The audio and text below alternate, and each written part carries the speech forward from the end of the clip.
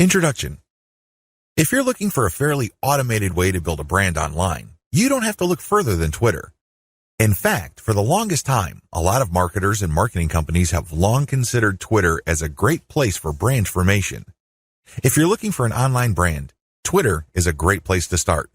It's easy to see why. Twitter is so easy to use. You just need to post a tweet that is 140 characters. You need to do it long enough. You have to pick the right hashtags. You have to pick the right content, and, given enough focus and attention to detail, you will get it right. It's just a matter of time. Of course, this does not mean automatic success, but with everything else being equal, Twitter, compared to other social media platforms, is definitely easier to master. Why? First of all, it is very friendly to automation. That's right, you can automate pretty much everything you do on Twitter. This is why a lot of people use it to make money from the internet on autopilot. They don't have to babysit each tweet. They don't have to sit around to figure out what's going on. They can pretty much set a strategy, let software do it, let the process run for some time, double-check their work, make some adjustments here and there, and then let it run. Basically, they keep repeating this process until they get it right. Again, you can run things on autopilot. With that said, you shouldn't expect much traffic if you just started on this platform. I hate to break it to you, but just like with anything else in life, you can't start out at the top. You can't expect massive success without having put in the time. While the actual work involved in Twitter can be so well managed that it almost feels like everything is automated, it still requires work. I know this is going to discourage a lot of people because a lot of people are looking for get-rich-quick schemes. A lot of people are looking for some sort of one-size-fits-all, cookie-cutter, instant success formula. Unfortunately, Twitter doesn't work that way. It can deliver success pretty much on an automated basis, but you have to pay your dues to get there. Everybody is different. Everybody's situation is different. Everybody's goals are different. This is why you need to put in the time. The good news is if you are able to do that, you will be greatly rewarded by this platform because of certain key features of this system. What is so great about this platform is that it has fairly easy mechanics. It really does. When people use Twitter for the first time, they just tweet away. They just think of things to say, and in 140 characters, they tweet away. Sooner or later, they realize that they would reach a much wider range of people if they use hashtags. Even later, they figure out that people who tweet about certain topics all the time are more likely to send them more visitors or more interested followers if they engage with them. In other words, Twitter is one of those platforms that you just have to figure out in broad terms to lay out an initial strategy. Implement that strategy, and then learn from your results. Do these first before you start marketing on Twitter. Before you even seriously think of starting on Twitter, do these first. If you set up a website, you should have been doing these already. Just in case you are unclear on the concept or just in case you did things out of order, here are the things that you should do before you even think of marketing on Twitter. Pick your niche. It's really important to understand that if you want to be successful on the internet, you must have a laser focus on how you're going to make money. A lot of people are clueless regarding this. In fact, a lot of them think that they just need to buy a system that somebody else has built and they will make money. What they're really saying to themselves is they're too lazy to think through their online business. That's always a dangerous proposition because when you let another person do your thinking for you, you're going to have to deal with the consequences. You have to understand that when people build systems for others, they're usually trying to cut corners. They're trying to make the most amount of money with the least amount of effort. Do you think they have your best interest in mind with that attitude? Of course not. This is why it's a bad idea to let somebody else pick your business for you. You have to do it yourself. You have to know what you're doing. You have to know who you're going to be marketing to, what exactly you're going to be pushing, and how you're actually going to be making money on the internet. You can't just buy some sort of business in a box and expect everything to work out smoothly. That happy ending that you may have been dreaming of may be a very distant and even impossible dream. Why? You just didn't step up. You have to do all of this yourself. The most important is to pick a niche. A niche is a subject matter category or some sort of category for whatever collection of needs you are trying to address. What kind of problems do the products you are promoting or the website you are building address? Pick that niche. Understand how that niche compares with other niches. Understand whether it fits your amount of resources and your expectations. Build a site. You can outsource this. You can create a site that addresses your niche. When you're building a website, you're not just putting up a nice-looking online destination. It must do something. It must convert the traffic that you drive to that site into cold, hard cash. Create a mailing list. Next, you have to create a mailing list. This is crucial. Your mailing list is actually the payload of your website. Sure, you may be putting up affiliate ads on your website. When people click these and they land on the sales or landing page, they may buy something. When they do that, you get a commission. That's nice and everything, but if you really want to make money over the long term, create a mailing list. Why? Whatever credibility, respect, or trust you create with your website, you maintain with your mailing list. When you have an update on your website, you just publish the link on your mailing list and invite people to click through, and you have yourself a nice burst of traffic. I've got some bad news to share with you. The vast majority of people who visit your website will never come back again. That's the harsh reality. When you have a mailing list, you get to retain some of that traffic. You only need to set an update, and you get a nice little surge of traffic because people saw your email and clicked on your link. This enables you to retain some of the value of the hard work and time you put into branding and promoting your website. To create a mailing list, you have to offer a premium. It's some sort of freebie. It's some sort of incentive for people to join your mailing list. Of course, you make this case on your squeeze page. You advertise the value of the freebie you're giving on a page called a squeeze page. This is where people enter their email addresses to subscribe to your mailing list. Please understand that there is a big danger here. This is a warning. Don't go overboard in promoting the freebie because if you do that, people will sign up for the free booklet, the free course, or the free book. They couldn't care less about the updates your mailing list will send them. In fact, if you push the freebie too hard, they might even think that the updates you send are some form of spam because you caught them by surprise. Do you see how this works? There has to be a healthy balance between getting people pumped up to join your mailing list because they're getting something for doing it, but also letting them know that they are getting a better value by being on your list just because you will be sending them information that would enable them to solve all sorts of problems in their lives that are related to your niche. Do you see how this works? Do you see the balance? Create an ebook or report or some sort of high-value giveaway. When you create a mailing list, there has to be some sort of incentive for people to sign up to your list. I wish it were as easy as saying that your website is so awesome that your visitors owe it to themselves to sign up to your list. I'm telling you that if this is your strategy, you're probably going to get very few list members. Why? People need a push. They may be impressed by your website, they may like what you're doing, but this may not be enough to get them off the fence.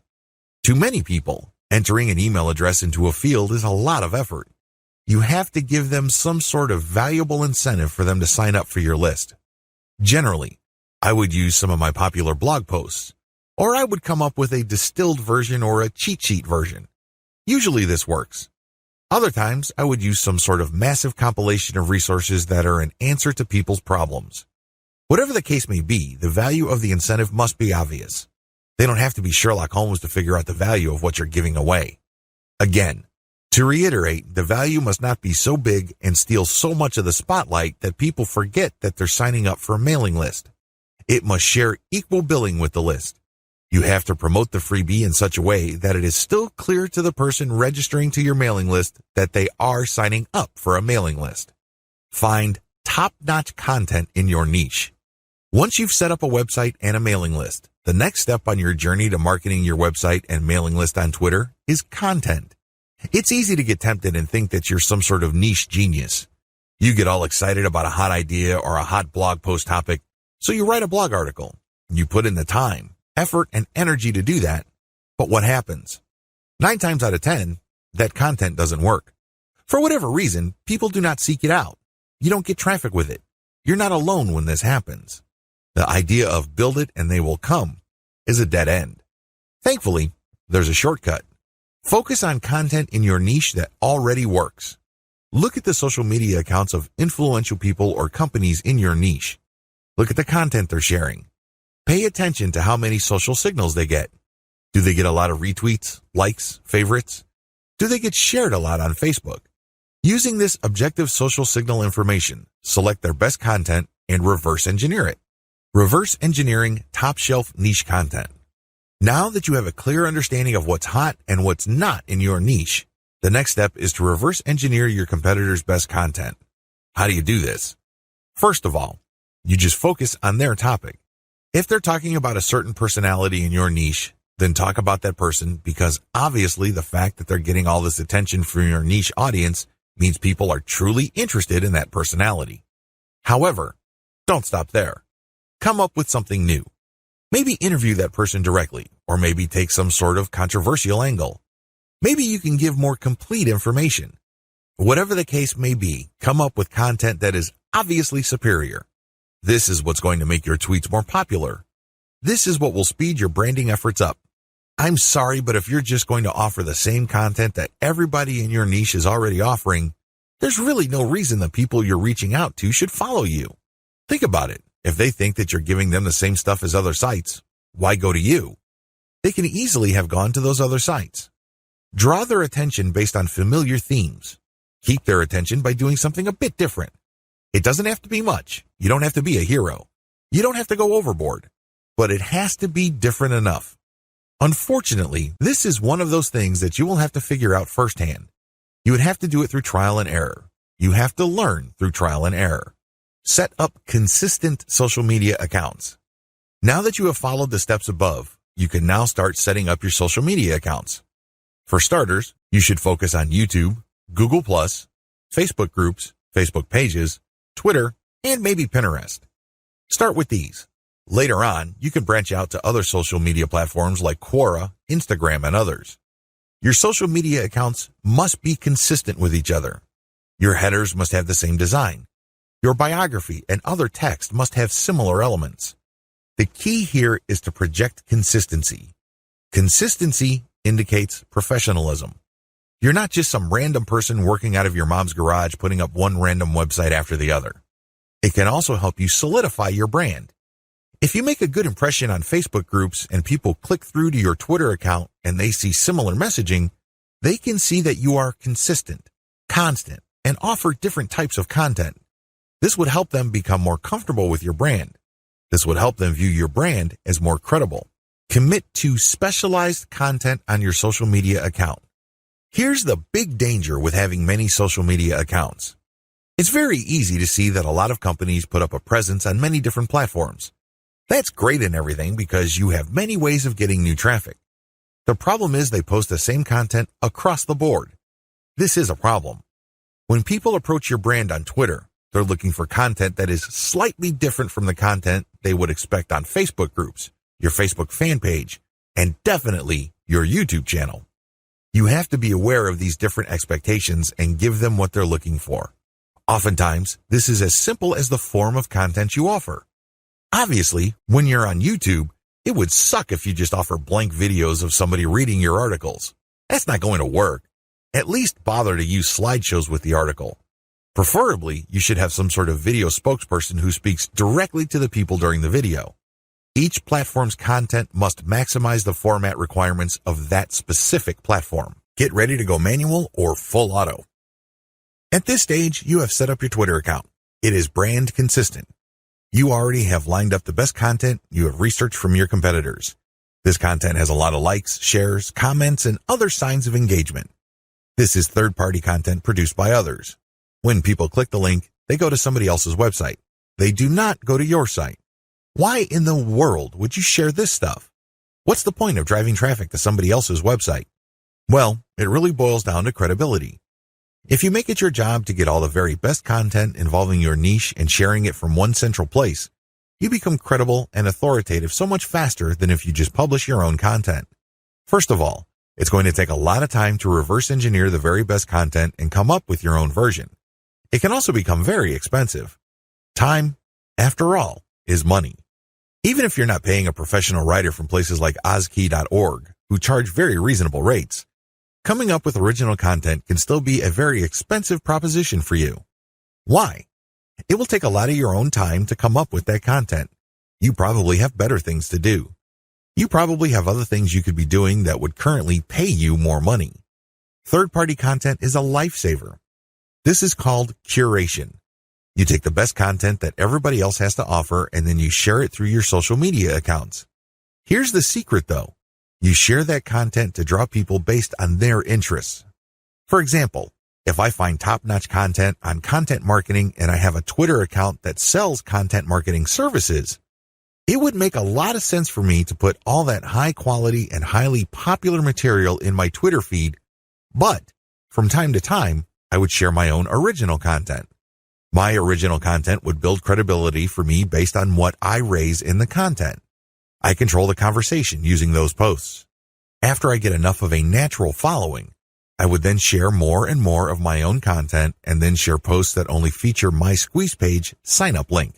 By doing this, I kill two birds with one stone. I share curated content to build credibility among a niche audience. These are people searching for certain specific content using very targeted hashtags. I pair very targeted niche hashtags with all my content. I rotate them. Then, I send out this content slowly but surely. I get people who are truly interested in my niche. Once I've established quite a bit of a following, I then share my own reverse-engineered content. This builds even more credibility, and this can also lead to my website getting backlinks from bloggers who are monitoring my niche. Finally, once I've got enough flow going, I would then start rotating my squeeze page link through my tweets more often. Instead of showing my squeeze page tweets once every 2 days or once a week, I can start showing it every few hours.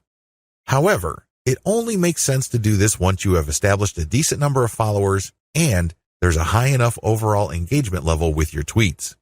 This is the general strategy. You can do this either manually or on full auto. What is fully automated tweeting? Fully automated tweeting is exactly what it sounds like. The content that you are going to be tweeting is fed through a social media content publishing tool like Hootsuite or Social Oomph. You just set up a schedule and the links and the tweet text that you put are going to be published to your account. You don't have to babysit your Twitter account as it publishes tweet after tweet. You also automatically plug in the hashtag that you want to target for each tweet. Fully automated tweeting can also mean using certain tools like Follow Liker that actually mimics liking other people's accounts. Usually, when people have their posts liked, they feel good. It feels good to feel like you matter. It feels good to be appreciated.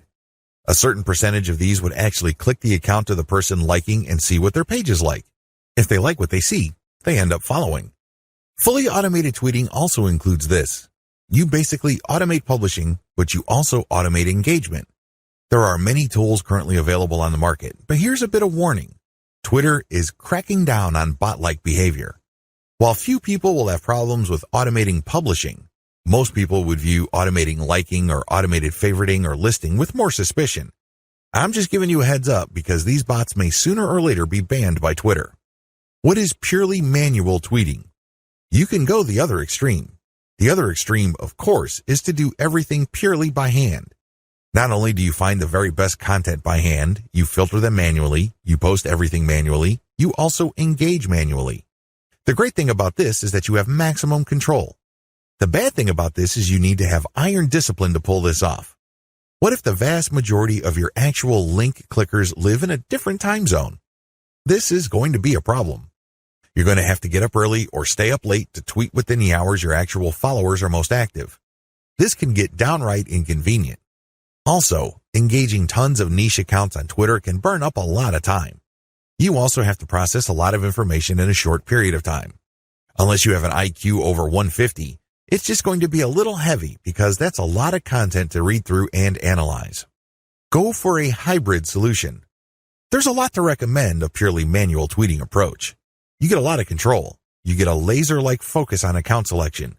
You get to truly fine-tune your message. However, it takes too much time and effort. Thankfully, there is a halfway solution. This hybrid solution is pretty straightforward. You can use tools to post on your Twitter feed, but engagement is done manually. That's pretty much how it boils down. You still have to find niche-related content that's already gone viral. There's no getting around this. You still have to do this. Thankfully, there is a cheaper way to do this. You can, of course, do this yourself. Like I said, time is money. You might also feel like you're going nuts because you have to read so much material. The shortcut is to use a service like congoplus.com. They have virtual assistants from places like India and the Philippines that you only need pay $18 per day. These bright, ambitious, educated people would then find the viral content that you're looking for that meets your criteria. They then send you an XLS file, you verify, then you pay them. It's only $18 for 8 hours worth of work. You can't beat that with a baseball bat. You really can't. However way you choose to do it, you need to get this content. You then look for influence leaders on Twitter that cater to your niche. Again, you can do this yourself or you can hire a virtual assistant to do it for you. The secret is to make sure that they're almost always talking about your niche.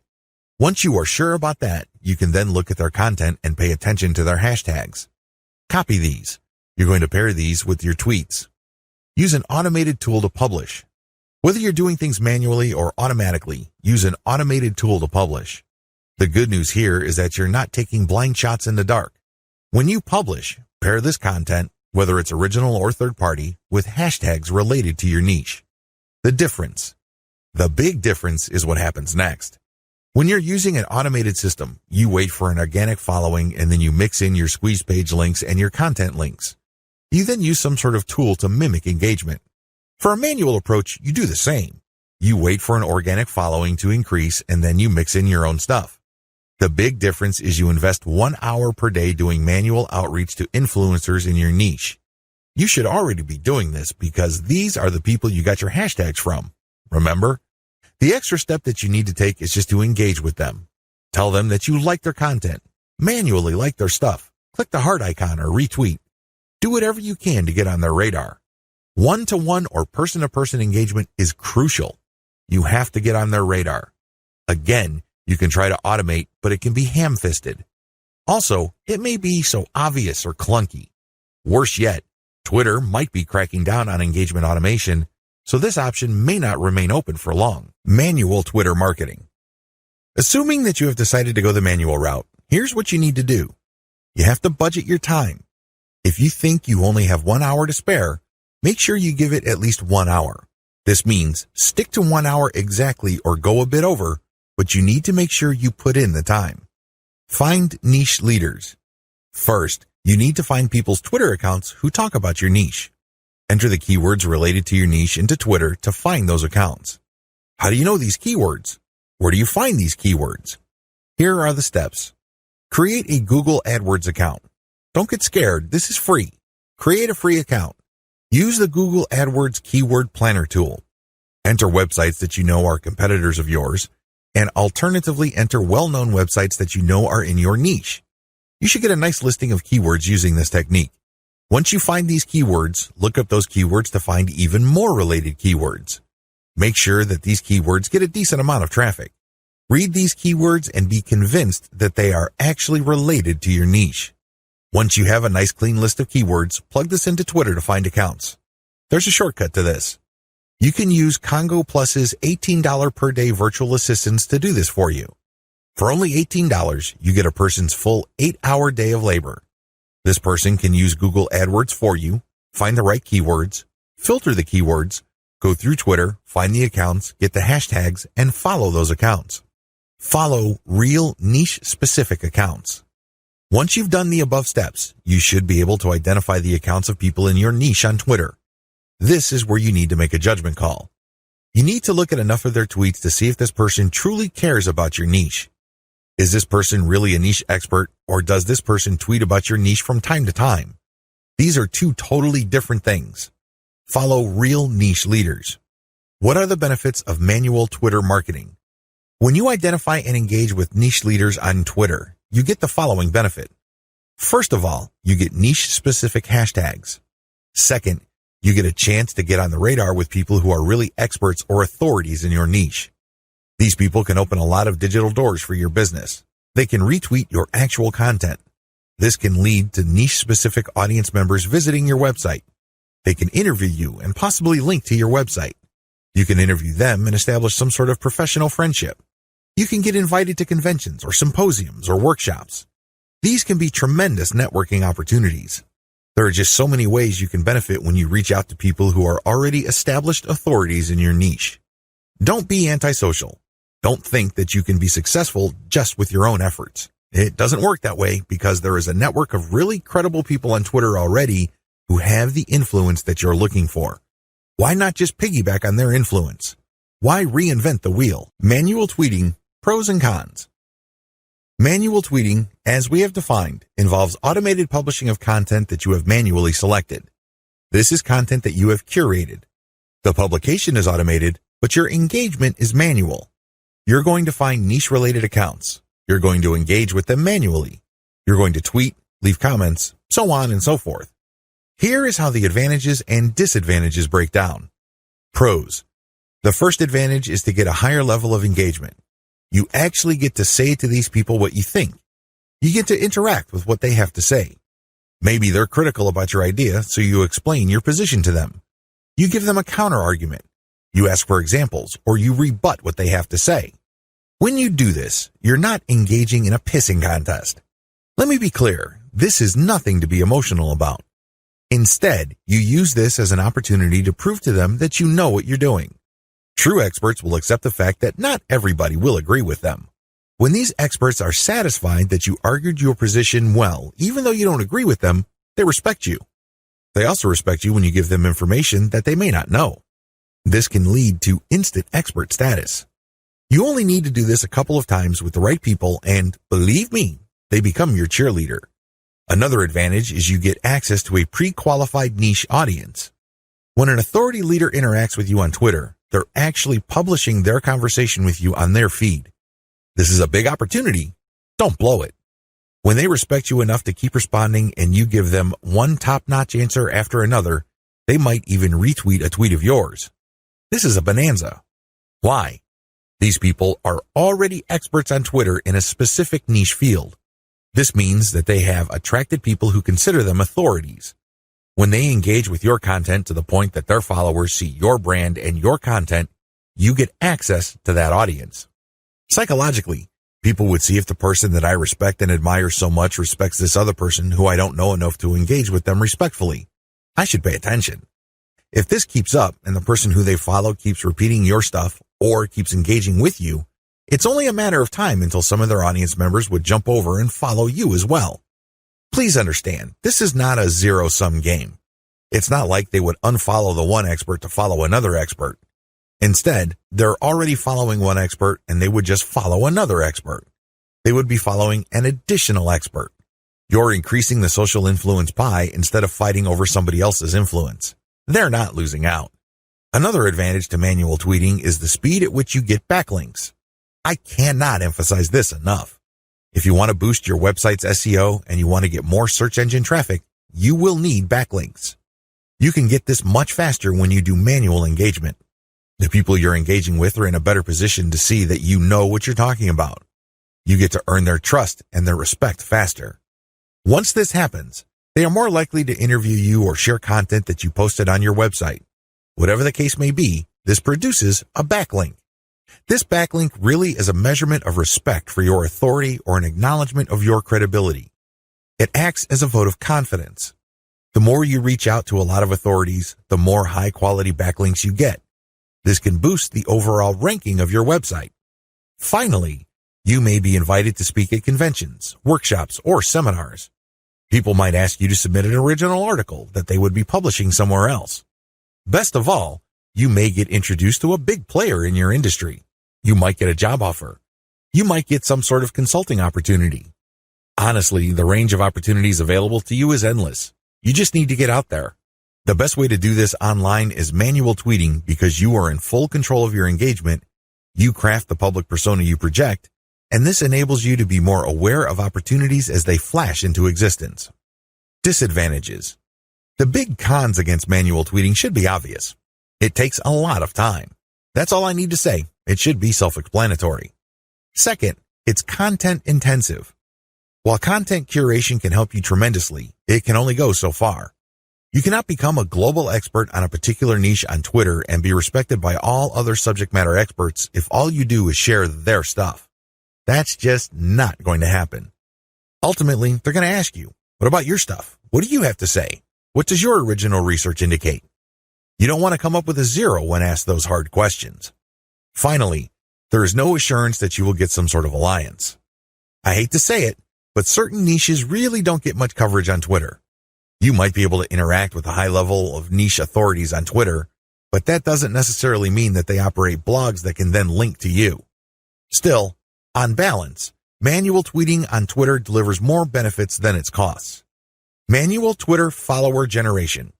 How do you generate followers organically on Twitter using a manual technique?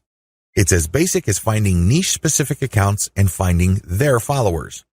Follow these niche-specific accounts, but pay attention to their followers. Follow followers who you know are truly interested in your niche. This requires research. You actually have to look at their tweets or look at the stuff that they're retweeting. Once you see a pattern and it is niche-related, follow these follower accounts. I know this is simple, but it's also effective. How to find the right niche influence leaders on Twitter. At this point, it should be fairly clear that you need to follow the right people on Twitter. Otherwise, the tips I've shared with you will not work. If you're just going to follow random people on Twitter, you don't know who you're influencing. In fact, you don't even know if you're influencing them at all. You have to understand that on Twitter, some people generally follow a general rule. If you follow me, I follow you. Nowhere in this does it say they're actually interested in what you have to say. That's a big problem. If you attract the wrong following, you're not going to get many results from Twitter marketing.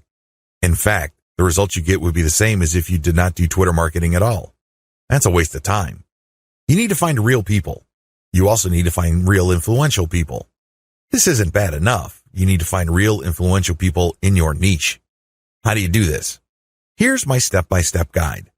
Pay attention to their biography. Look at their bio. Is it on point? Does it indicate the persona of a person who is truly interested in your niche? This is crucial. If there are no niche-related keywords there, or it's not obvious that this person is part of your target demographic, and it's not some sort of passionate or credible enough authority in your niche, then this is probably the wrong person. You may be barking up the wrong tree. Look at their follower-to-following ratio. This ratio is simple. Look at the number of people this person follows and look at the number of people following this person. If this person's followers greatly outnumber the accounts this person is following, chances are this is a real account. It is not some bot that is fully automated. Instead, this person actually has influence because for how many people he or she is following, he is followed by hundreds if not thousands of more people. This is very important. If it turns out that the number of people following this person is pretty much the same as the number of persons he is following, it's probably not a good idea to follow that person. This person is probably just using some sort of software to take advantage of the fact that when you follow people, they follow you back. Some of them follow you back. Pay attention to their level of engagement. Look at the stuff that they talk about. Pay attention to their tweets. What do they constantly retweet? What do they tweet about? Are they talking about the same stuff most of the time? Does their account get a lot of retweets and posts, retweets and engagements? Do they get a lot of favorites? Is there a lot of engagement with the content they share? Even if this person is totally focused on your niche, but it turns out that their tweets don't get much engagement, they may not be all that influential. Becoming credible with them and getting access to their market may not work out for you. Their audience may not work out for you because they're not really authorities. Pay attention to the specificity of their posts. Look at their posts. Here's a rule of thumb. If 80% or more of their posts have something to do with your niche, follow them. Follow them if all the other points I raised above apply. But if it turns out that this person's bio is on point, it has more followers than the accounts that he or she is following, it has a high engagement level, but this person focuses on generalized content, this person may be a dud. In other words, this person is some sort of Twitter celebrity. This person is only an authority because of their personality and not much else. They're not an authority because they focus on a niche. They're not an authority because they are truly passionate about a niche. People only follow them because they think their personality is interesting. So, what you get is some sort of individual celebrity market. That's not what you're looking for. You're looking for a niche audience. Follow and engage. So, what do you do when you find a niche-specific and truly authoritative account on Twitter? First of all, they have to meet all the criteria listed in Video 5. Assuming they pass with flying colors, you follow them. Don't stop there. This is just the beginning. Once you follow them, you engage. Now, a lot of people have all sorts of misconceptions regarding what engagement means. Some people think that if they just click the heart button that they are engaging. They think that if they retweet that they are engaging. No, it goes beyond that. You actually have to engage in a one-to-one conversation with the person tweeting. You click the reply button. I'm not talking about the direct message button. I'm talking about the reply button. Here's where it gets a little tricky. You can't just use a stock answer like, hey, good post, or you're a genius. I admire you. I love you. No, that doesn't work. Those are worthless. Why? And true authorities get those all the time. They're credible. They know what they're talking about. So they get a lot of, hey, good post. You're a smart guy. You're a genius. So what? They get those all the time. You're not going to stand out. Remember, the whole point of engagement is to get on their radar. You want them to notice you. This is all but impossible if you're doing the exact same thing everybody else is doing. Everybody thinks that they're a genius already. Yet another guy piping up and saying the same thing is not going to register. How do you truly engage? Here's what I do. I ask questions. I know that sounds basic, right? But you have to ask the right question. You have to ask a question that indicates to the person loud and clear that you've read their post. Maybe you click through the link that they shared. Maybe you analyze their tweet. Whatever the case may be, your question must communicate this. Your question must get them to think or analyze or look at things with a new perspective. When you do that, you get respect. Why? You're pushing them. You're challenging them. You're not just asking a throwaway question that they already know the answer to. You're not asking something that they've answered 100 times before. You're basically letting them earn a chance to prove why people think they're experts. Most mature adults respect this. They're not scared by this. They're not threatened by this in any way. Even if you do come across somebody who has a thin skin or views this as an attack, you still gain authority and credibility because other experts are following that person. When they see that engagement, they quickly see that you actually have a working brain. Imagine that. You're not just a blind follower. You're not just another face in the crowd. This makes you stand out, even if the expert that you are asking questions to reacts in a negative way. It's on them. It's not on you because you're just asking a question. Of course, you have to ask in a respectful way. You cannot use loaded questions like, when did you stop beating your wife? Or how was it the first time you got hooked on drugs? You see where I'm coming from? Don't ask those types of questions. Discuss controversial points. Another way to get on people's radars is to focus on controversy. Now, please, don't mistake this for being a troll. I'm not saying that you're going to create artificial controversies. I'm not talking about stoking divisive issues. I'm not talking about any of that. You see, in any kind of subject, there will always be two sides. This applies to niche subjects as well. There's always the conventional wisdom, and then there is everything else. What if there are techniques or approaches or strategies that would get better results? For some reason or other, these are just not talked about. For some reason or other, these are kept under the rug. When you discuss these or raise these with experts, this highlights that you, yourself, are an expert. After all, if you fully explain these or fully describe these accurately, you are basically lecturing in an underhanded way people who are reading your tweets. You're letting them know of something that they may not have heard about. You are hinting at a body of knowledge that either they're trying to run away from or they may have an unclear understanding of. The fact that you tease this information communicates to them in a clear way that you are some sort of expert. Let's put it this way. You stand out from the crowd, and you're not just this random person saying, hey, good post, or you're a genius, or what do you think about this topic which has been raised millions of times before? Whatever you do, focus on real engagement. This is the bottom line. Real engagement means real person-to-person contact. This means picking somebody's brain. This means sharing information on a real profound personal level. This may not be always comfortable. It definitely is not always convenient, but it's absolutely necessary. You have to reach out. You have to engage. You have to communicate. You have to get the point across. This doesn't mean that you have to always be 100% in agreement. However, it means that you do have to always be 100% respectful. I know this is hard to do if the person you are engaging would feel threatened or get soft on you in the worst way. It's very tempting to fight back. It's very tempting to push back. Fight fire with fire, right? Well, here's the thing. If they act in a very unprofessional way and you keep your cool, who wins? Your brand wins. People start seeing you as an authority. People start seeing you as an alternative. This is how you get on the radar. Either things work smoothly and they agree with you and will love to help you, or things don't work out. When things don't work out, you can still win. How? Through your professionalism. You just have to control your emotions. Twitter is notorious for flame wars, troll attacks, and all sorts of hassles. But if you're able to keep your head together and focus on what you're trying to accomplish, things will work out for the best. What happens when you reach high engagement levels?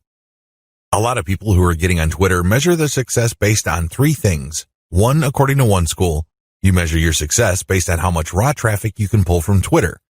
Ultimately, this is the right answer because, at the end of the day, you need traffic to get conversions. There's no way around this fact. You can talk a big game about branding. You can talk a good game about becoming an authority. This is all well and good, but until and unless they translate to real traffic, you're not going to make money. You have to get real visitors to make money on the internet. But using this metric as your sole metric is going to be a problem. Why? Normally, you have to build a very high level of engagement and high level of authority for you to get a sizable volume of direct traffic from Twitter. The good news is that the traffic that you do tend to get would be qualified traffic. These are people who are not curiosity seekers. These are people who have nothing else better to do than to click random links. These are usually people who are interested in whatever it is you are saying, and by extension, whatever it is you are promoting. Another way to measure success on Twitter is the number of retweets you get. Again, this is good because it ultimately leads to traffic. However, in itself, it doesn't really lead to much. The same applies to people clicking the heart button that they like your stuff. They favorite your stuff.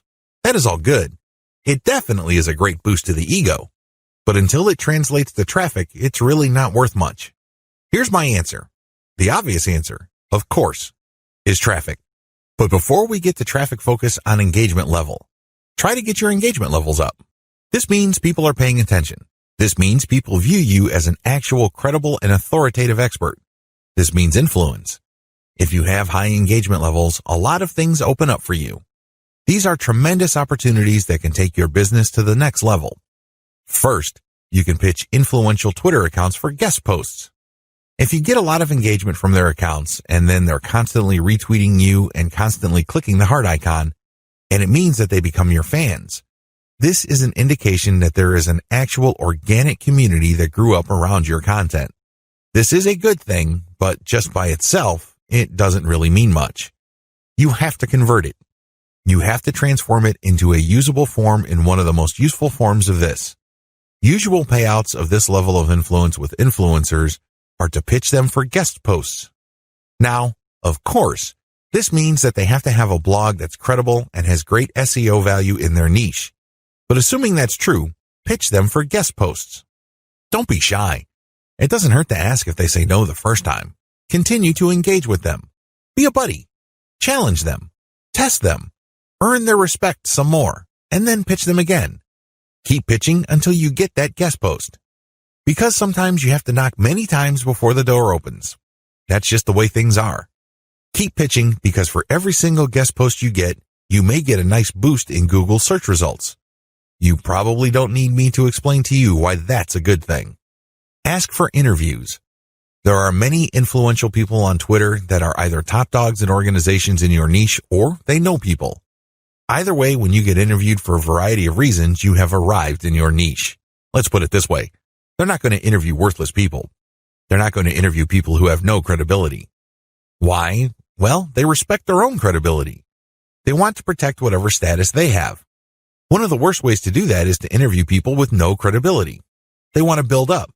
So, the fact that they're interviewing you signals to whoever respects them that you are worthy of respect. It signals to people that you are credible, that you are worth following. It tells people in so many ways what you have to say counts for something. This is a big deal. How come? You can leverage this interview that you've got as proof of your expert status. You can then contact influential publications in your niche to get backlinks. You can contact the networking groups, symposiums, and conventions to get speaking opportunities. You can always point to the fact that you got interviewed by these highly credible places. Another advantage you can get when you put in the time to manually engage with truly influential people involves blogging roundtables. Blogging roundtables are basically group interviews. The person holding the roundtable would come up with a general topic. For example, they're talking about general SEO trends in 2018, and then hit up a large number of people for their interviews, knowing full well only a small fraction would respond. If you get invited to turn in your feedback, you get a nice link. Imagine if the blogger roundtable was being held on the premier website in your niche. Again, it doesn't take a genius to figure out the dynamite SEO potential of this opportunity.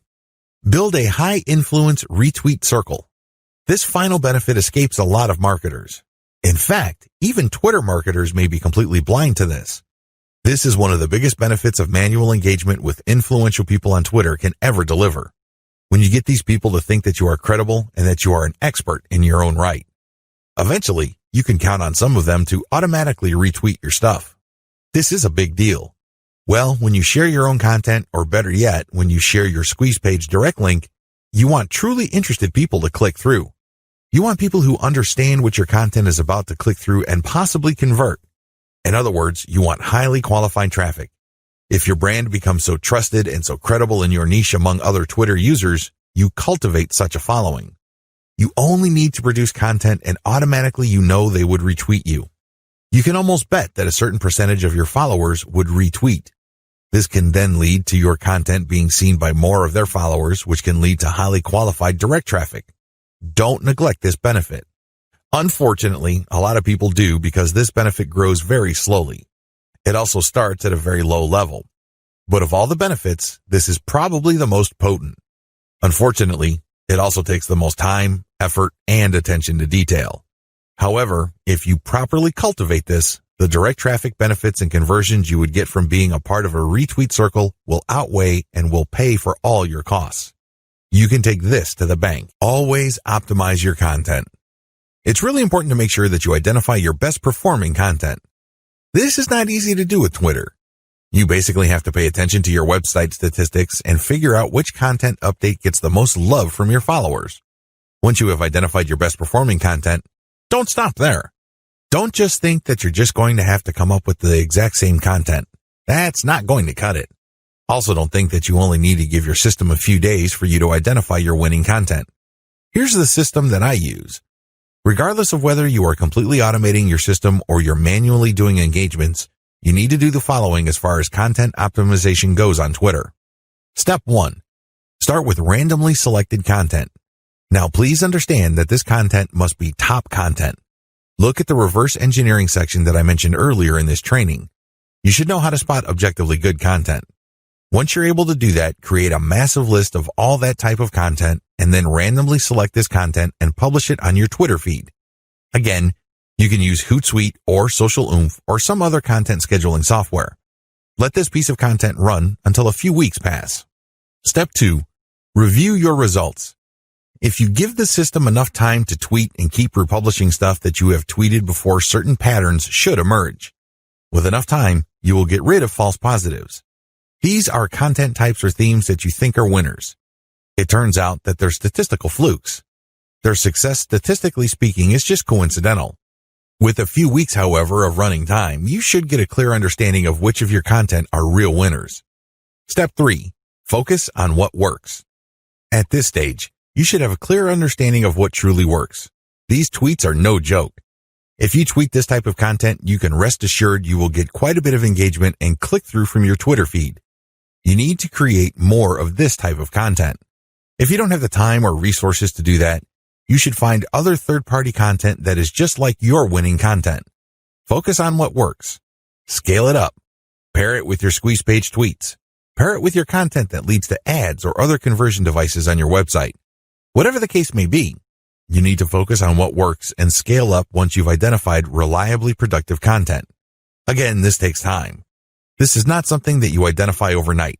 You have to let the patterns play out. You need to let the statistical flow of your traffic even out over a long enough period of time. If you do this right, you will be able to shift your Twitter feed towards content that has a predictable level of engagement. This paves the way for the success of your Twitter campaign. Cross-feed your content among platforms. If you notice that you have winning content on Twitter, don't just leave it at Twitter. There's a good chance that people on other platforms would appreciate that same content. Take that content and share it on Pinterest or Instagram. If you are sharing third-party videos and they do really well on Twitter, share them on your YouTube channel. Whatever the case may be, cross-feed or cross-pollinate your content among different social media platforms. There's a lot to choose from. There's Pinterest, Instagram, YouTube, Facebook, Reddit, and Quora, among many others. Mix and match. Pick your very best content. Try along different platforms and identify what works. Once you identify that a particular type of content that you tweet also does well on another platform, publish more of that stuff. Scale it up. Leverage the power of questions. One of the best ways to publish content on Twitter is to ask questions. It's really that simple. You ask a question and then you post a link and then some hashtags.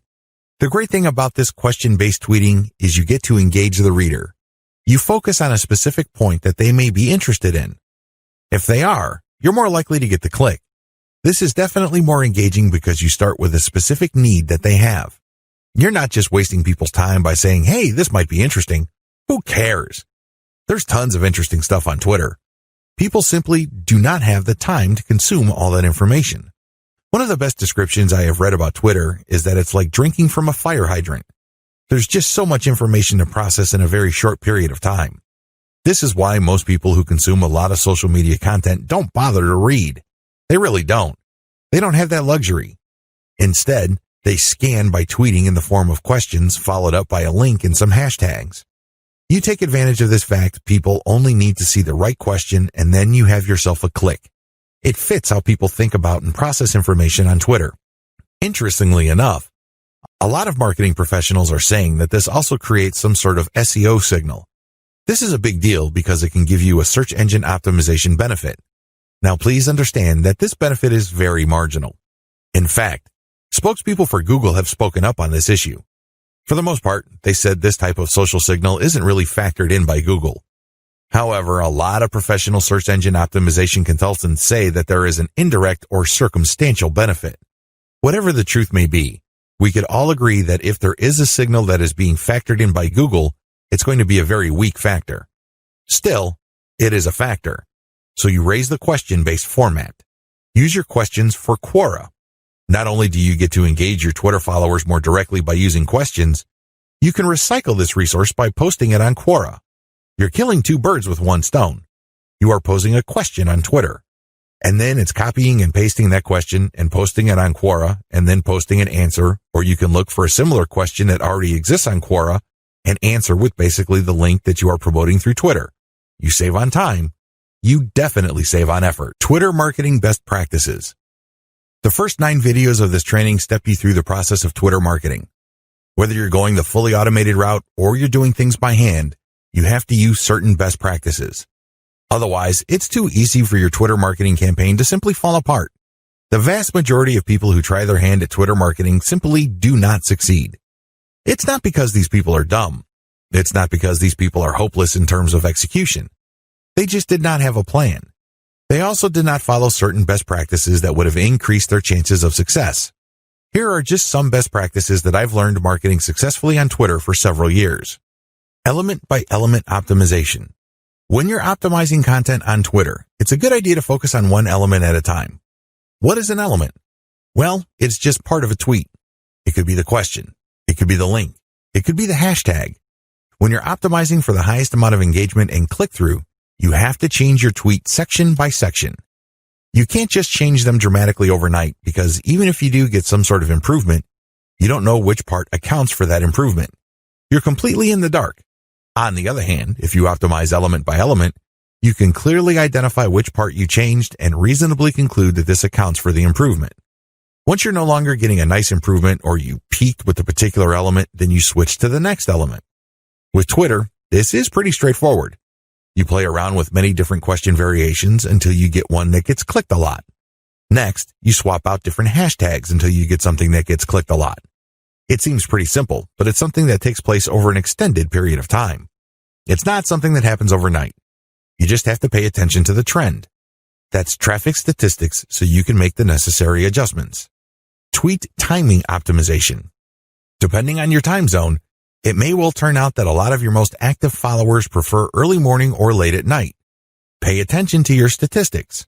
Maybe you're using Google Analytics. Maybe you're using StatCounter. It really doesn't matter. Pay attention to the time of the clicks coming in. You see a pattern. If you do, use your tweet scheduling software to mirror the most active times or the most popular time frame of your content.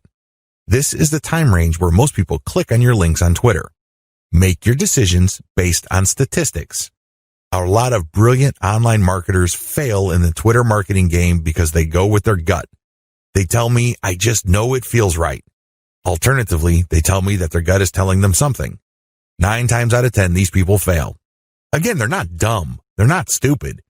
Instead, they base their decision on feelings. Unfortunately, in this game, feelings can only take you so far.